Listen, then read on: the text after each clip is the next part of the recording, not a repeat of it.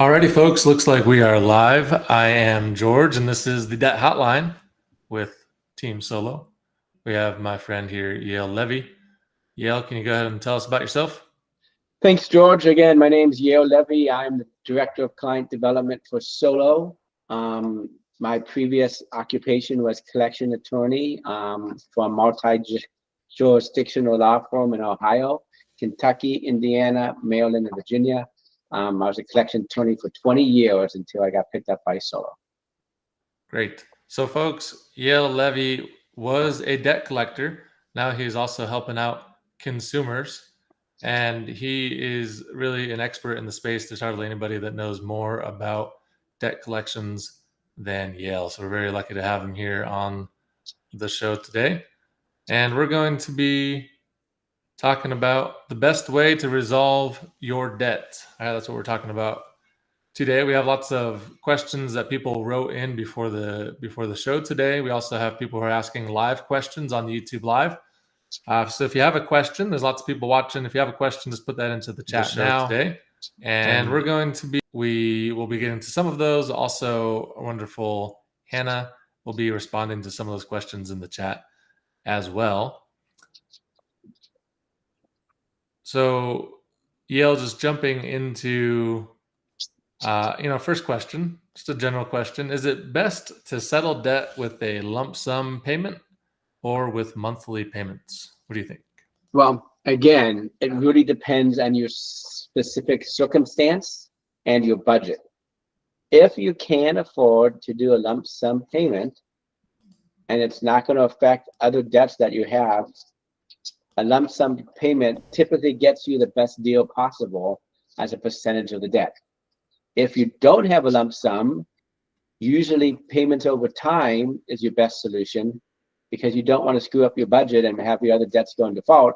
So you use the payment over time situation, maybe less of a discount, but at least it gives you some breathing room to get debt settled and not have to worry about a default. Great. Then we have a live question here from Sal. Can I still settle a judgment debt? How do I go about doing that? Yes. Again, you can settle a judgment debt. Again, it won't be as easy as prejudgment.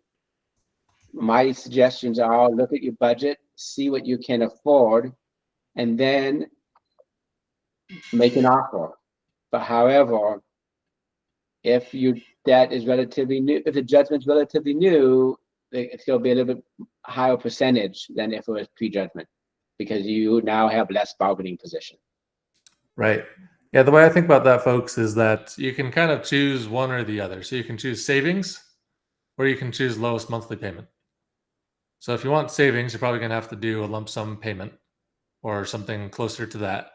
And then if you want to optimize for like paying the least every month, then you can go for monthly payments over time. Right? Maybe you can get down to like a pretty low monthly payment over a long period of time. Alrighty. We have a question here from Vanessa in Florida. I had 2 Bank of America credit cards that went into collections about 2 years ago. I used SoloSuit to file my response and attended court at the scheduled time.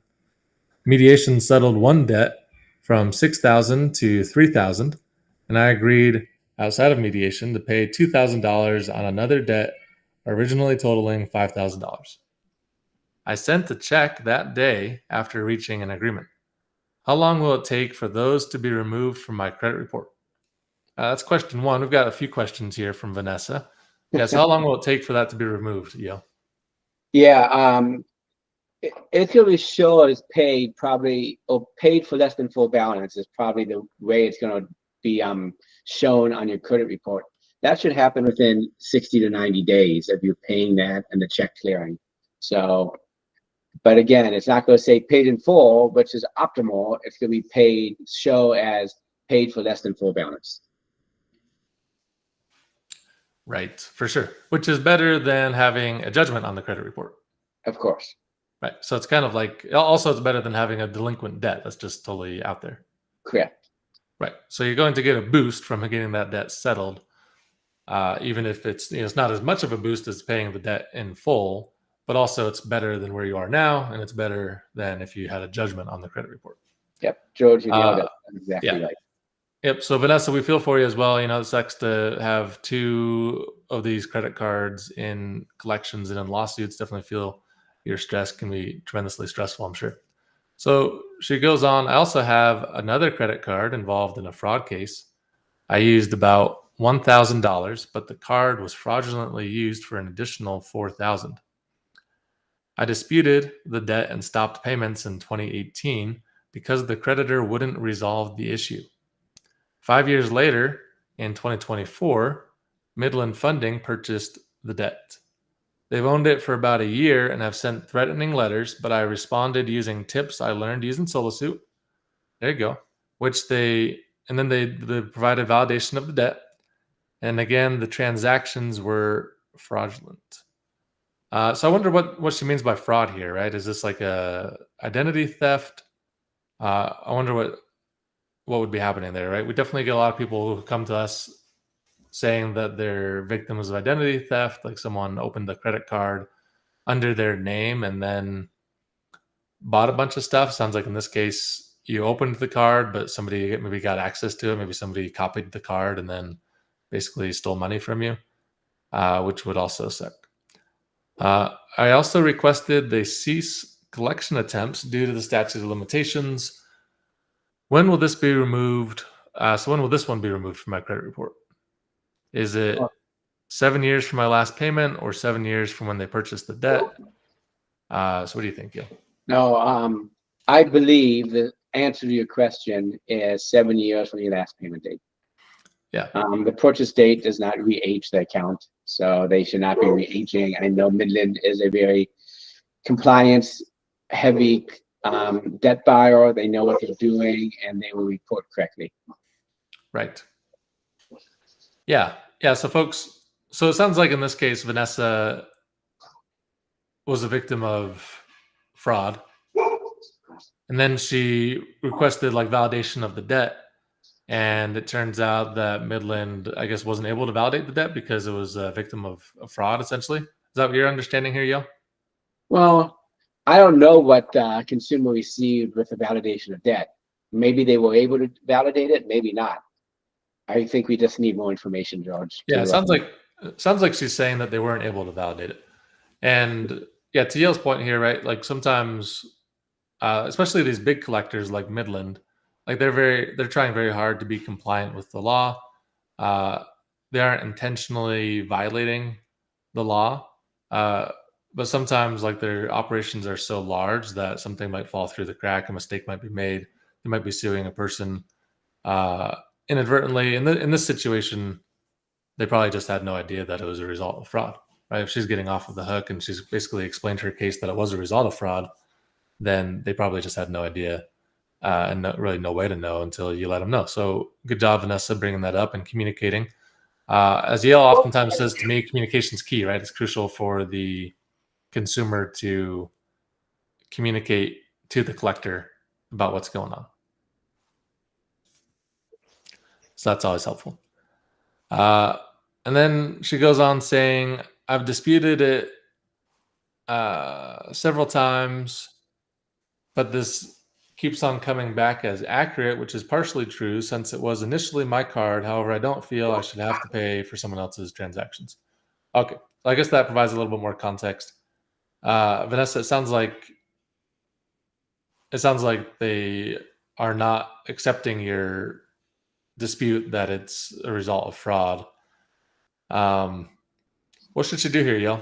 If she's what I would do if it was me, hypothetically, I would call Midland, get somebody in the compliance or the dispute department on the phone, and try to understand why they don't think it's fraud. Since you're the best person to know if it's fraud or not. Maybe you need to provide them with an affidavit, a copy of your driver's license, some other information that they need to help you explain why the debt or the charges on that card are fraud. I just think you just need a little bit more information to provide to Midland, and some things cannot be done by mail or email. Some things, unfortunately, have to be done by phone. This might be one of those things, and that's what I would recommend you do. Should she file an affidavit in court? Would that be a good way to go about this as well? Well, I don't think they've sued her yet, right? I believe that they haven't sued her yet. Yeah, that's right. Yep. I would reach back out to them and escalate it and say, this is fraud. Let me tell you why. And she just needs to keep moving forward on beating that drum about this is fraud. It's not mine. Nice. Great. Okay, that sounds good. For the next question, Hannah has an audio clip. Hannah, can you play that clip? What do you do if your account has been frozen and took your kids' stuff in it too, your kids' bank accounts?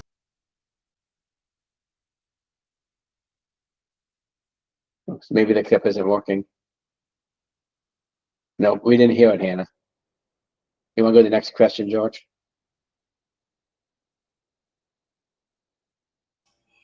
Folks, I think you guys were all able to hear that clip. So if not, just go ahead and let us know in the chat. But we had somebody who recorded an audio clip for us. She asked, essentially, what do I do when my bank account gets frozen? So yeah, what does somebody do when their bank account's frozen? Right. I think more specifically, you said my bank account has been frozen and some of my kids' money is in that account. So what you need to do is go to court and say, hey, my kids' money is exempt, and any other money that might be in that bank account, which is exempt, should not be attached by the plaintiff. And that typically is veterans benefits, Social Security benefits, retirement benefits, anything that is exempt. And you should have received a form with the bank attachment delineating all the items that are exempt from attachment. I know in Ohio they do that pretty well. So you just need to contact the court, ask for a hearing date. Typically it's within 5 to 10 days from the date the funds were attached. So time is of the essence. Contact your clerk of courts where the bank attachment was filed and ask to have a hearing on exempt funds that are contained in that account. Especially if there are funds from your kids, what you need to do is be able to trace that. So you need to go to the bank, get a bank statement or two, probably past 2 or 3 bank statements, and show the court, this was my kid's money that was taken, and they need to give it back. Or release it, either that one or the other. That's great. Yeah. That's probably the best answer I've heard on that. So you're saying, right, so if she doesn't do anything, then the collector won't know that the funds are exempt and they'll just continue to take that money, essentially, right? Okay. And so what she needs to do, and again, the collector probably doesn't want to do that, right? They aren't trying to make a violation, but it's crucial for the consumer to communicate with the collector. And the best way to do that, you're saying, is essentially like set up a hearing, file a document listing the exempted funds in the account. Correct. And you're totally right, George. The collector or the plaintiff's attorney has no idea what is in that account. It's they close their eyes and just file that bank attachment because they know the bank account exists. They have no idea what's in it until the attachment happens. And then it's up to the defendant to advocate for themselves via communication to say, wait a minute, this is not my funds, or these are exempt funds. They should not be taken by the plaintiff's attorney. Right. Okay, great. Next question we have is from James in Maryland. Howdy, James. He says, if you are paying off a settlement debt consistently, how long does it take to see an improvement in your credit report? Again, I think I answered this question already. Typically, it's 60 to 90 days after you reestablish making payments. Great. If it's a debt buyer, though, they might not be reporting. It depends on who you are paying. The original creditor probably has a little bit more faster uptick than somebody farther down the line. Yeah. Okay. Then he goes on. He has a few other questions in here. After you settle with the debt collector, is it better for your credit rating to pay off the settlement in one lump sum or consistently in monthly payments? I don't think it necessarily matters. I don't think it'll impact your credit score if you pay a lump sum or monthly payments, right? Right. I assume a lump sum might take effect a little bit quicker than doing it over monthly payments, but Yep. both will have some positive effect on your credit score. Yep. Then he goes in saying, what is the tax penalty if you settle? Okay, so tax penalty, 1099-C. If the debt forgiven is more than $600, the amount over the $600 is considered taxable income to you. You should receive a 1099-C in the mail, and you have to pay income tax on that money. It is widely done nowadays. 20 years ago, nobody did 1099-Cs, but the IRS really cracked down. So 1099-Cs are common and dangerous. So that's one benefit of paying a debt off in full, is that you don't have that tax consequence of the 1099-C if you settle the debt for less than full balance. Do you have an idea of how much that's going to increase someone's taxes that they pay? Well, that's going to be the marginal tax rate. So if they're at the 20% level, it's going to be 20%. If they're at the 40% level, it's going to be 40%. And that's going to be Right. both state and federal. So that gets compounded a little bit by having two different tax bodies that you're dealing with. That'll get taxed at the state and federal level? Yes. Oh, interesting. Okay, what if we break that down a little bit more? So let's say somebody is being sued for $5,000. That's kind of the average amount that people bring to Solo. People bring all kinds of amounts, but 5,000 is average. And then they settle the debt for $4,000. So that means they have $1,000 that will be counted as additional income, right, in the 1099-C. So that means they'll be taxed on that $1,000. And that probably won't change their tax bracket, right? Most people are probably just going to be in the 20%. And that means they'll pay 20% of the $1,000 in taxes. Yeah, that'd be $200. So again, the tax brackets are 10%, 12%, 22%, 24%, 32%, 35%, and 37%. So depending on what threshold you're in, you pay some percentage of that amount. So most people probably in the 22 or 24% tax bracket. So they'll pay between $220 and $240 extra because they did not pay all of their debt off. Right. And most people are going to be on a W-2 withholding schedule, like as an employee, right? So they might be an employee somewhere. The employer is essentially like prepaying taxes or withholding the taxes out of every paycheck. So then at the end of the year, you might be hoping that a little bit extra was withheld. So then you'll be getting a tax refund. But in reality, if you file the 1099-C, you might not be looking at a refund. You also might even need to pay like $100 in taxes or something. Correct. And again, the bigger the amount forgiven, the bigger the tax burden is going to be. So if the debt amount was $20,000 and you only paid $10,000 of that $20,000, you could be looking at a $2,000 or $2,400 tax bill as a result of that debt forgiveness. Right. So we have some folks asking about the 1099-C live. We got Anthony. What if I don't receive a 1099-C on the settled debt? Do I still need to actively contact my bank to request it? I don't think you contact your bank, Anthony, right? You just get it from the IRS, I believe. But what do you do? What do you do if you don't get it? You do not get it from the IRS. You do not get it from the bank. You receive it from the creditor that forgave the debt. So they should be mailing that to you. If they don't mail it to you, maybe they don't report to the IRS. I don't know. Our clients did that for us. When I was a collection attorney, we did not issue 1099-Cs. Our clients issued the 1099-Cs. So as you know, George, there's a lot of people that have their hand in the process here. We have creditors, we have debt buyers, we have collection law firms, we have collection agencies. Usually it's the creditor or the debt buyer that whoever owns the debt is responsible for issuing that 1099-C. Right. Great. Right. It's essentially as if you're a contractor for the creditor. Correct. So what you need to do, I think his name was Anthony, is call the collection agency or the law firm that settled with you, I mean, the creditor that settled with you, not the law firm, but the creditor, and say, did you issue a 1099-C? And if so, how much was it for? Right. It's almost like a side hustle, folks, right? Settling debt is such a good deal that you're making income according to the IRS, and then they're Right. taxing you on that income. So Christopher, let's see. Yeah, Christopher says, if it doesn't push me up a tax bracket, I'd rather settle for less. I'd rather pay the tax, which is going to be cheaper than paying the debt in full. Yeah, I think that's a great take, Christopher. Right? I'd rather pay 20% of $1,000 than pay $1,000 for sure. Correct.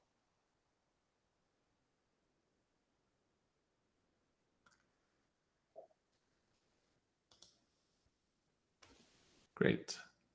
We have a question from Dean in California. Why do debt collectors think everyone is loaded with money and they can pay their bills even when they do not know, and they sue for attorney fees also when you are broke? What do you think? Well, again, I don't want to sound crass here, but you did take out an obligation that you promised to pay back and you didn't pay it back. So that is why collection law firms and collection agencies exist, is to get people that don't want to voluntarily pay to pay back the debts that they owe. So not that they think you're rich, but you did sign a contract or enter into an agreement saying, if you give me 2 hamburgers today, I'll give you $5 tomorrow. If you don't give me the $5 tomorrow, you still owe somebody the money, and they have the contractual rights to recover that money from you in any legal way that they can. Right. Yeah, that's for sure, right? Dean, like one of the reasons that the credit system works well in America, one of the reasons why Americans have so much access to credit is because usually we're pretty good at paying back the debt that we take on, right? And people paying back the debt that they take on is a crucial piece of the credit system in America. So if we aren't able to pay back our debts, then we won't be able to get credit as a society generally in the future. So it's crucial for us to pay back the stuff that we take out. We have another question here, kind of similar from Glenn. Being sued for past credit card debt for $2,500 or so. I have 0 assets, no job. Social Security is my only income. I'm poor. What, if anything, can they get from me? Absolutely nothing. If what you just said was accurate, you have no assets, you have no money in the bank, you have no real estate, and all of your income is exempt as Social Security or disability, the old saying is true. You can't get blood from a turnip. They can't get money from somebody that's exempt from attachment. So Right. If that's truly the case, then you have to really do some self-reflection to make sure that that is accurate, and they cannot touch you. So yeah, was this a mistake suing Glenn? Did the collector make a mistake? Like, why would they sue somebody who doesn't have anything? Did they think that he has money somewhere? Well, again, they don't really know until after judgment is obtained what he has or doesn't have. So they just base it on demographics, age, where they live, location, etc. So attorneys make their best guess as to who to sue and who not to sue based on a number of esoteric factors. Sometimes you get the right one and sometimes you get the wrong one. But they try to guess the best they can by using statistics and publicly available data to determine a consumer collectability. Right. And they do try to make some kind of an assessment of collectability, right? Yes. Like they aren't suing everybody. Correct. They're suing people who they believe have some ability to pay. Correct. Again, one solution, one thing that he could have done, what was his name again? We are talking to Glenn.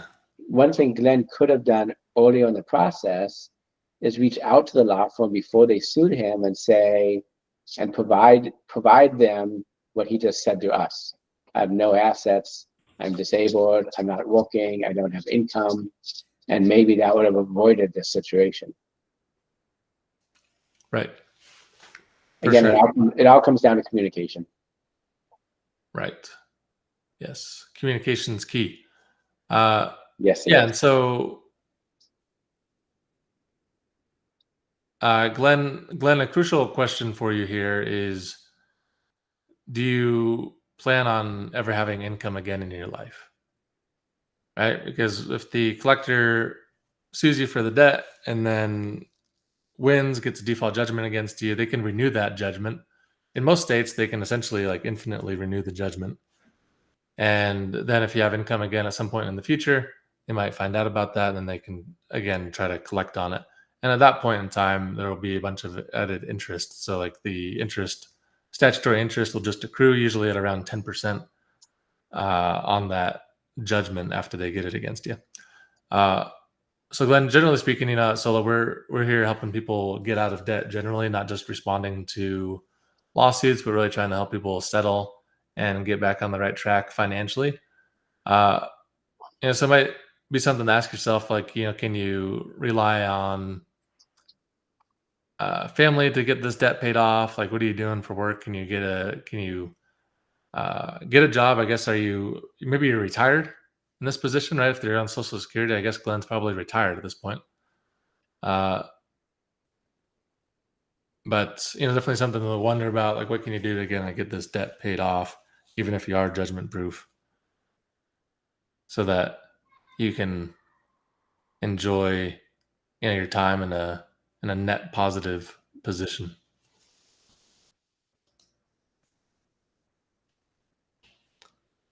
Let's see. I think we have time for one more question.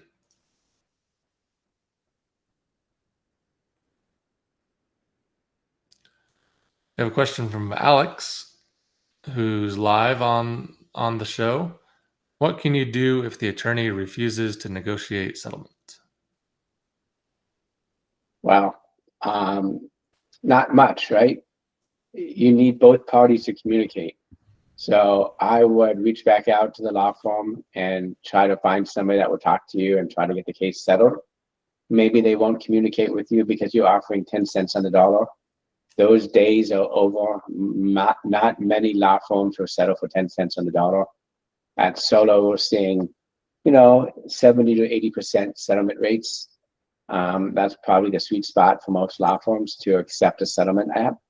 But again, there's so many variables that are involved. A lump sum is typically lower amount paid upfront, but it's a lump sum. The longer the payment plan, the less discount you get of the debt. So I would continue communicating with them and trying to make an offer that they can accept. Right. All right, folks, that is it for time today. We're half past the hour, so that's wrapping up the podcast today.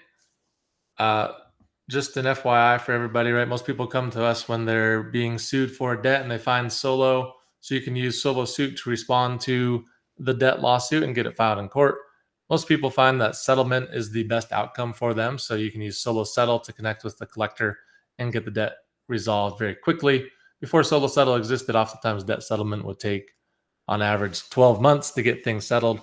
But on SoloSettle, when a settlement is occurring, it's oftentimes in 7 days or less, even in less than an hour, you can get a settlement on SoloSettle from time to time. We also have Solo AI on your dashboard. So if you log into the Solo app, you can access Solo AI, which will give you tips personalized to your situation and your case, as well as your credit report and your financial snapshot. So you can get tailored tips from Solo AI. If you just go onto your dashboard right now, you can ask it any question. We find that it's very accurate. The AI behind it is ChatGPT 4.0, and that's passed the bar exam and the CPA exam. So you can ask great questions and get great answers on there. So if we didn't get to your answer today, go on to your dashboard and ask some questions right there. All right, folks, we're here helping you out, helping you bounce back and grow your wealth and bounce back from getting sued for debt. All right, until next time, take care. Yeah, thanks, George. Thanks for coming on. You too.